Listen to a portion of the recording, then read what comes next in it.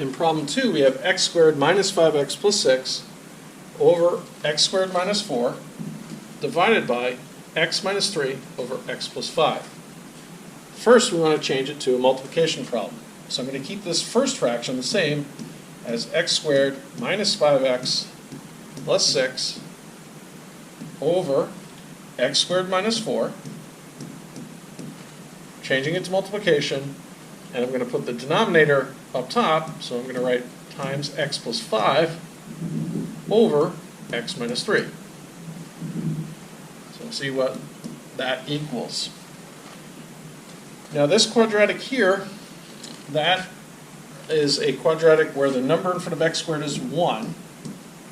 So when I factor that, I can look for the two numbers that multiply to 6 and add to negative 5. And those two numbers are negative 2 and negative 3.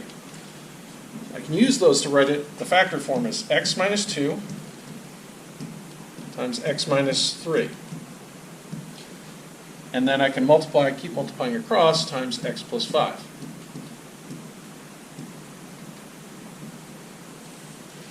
On the bottom, x squared minus 4, that's a difference of squares. That would factor into x plus 2 times x minus 2. And then we multiply across times x minus 3. Now we can cancel out things that we have on both the top and the bottom.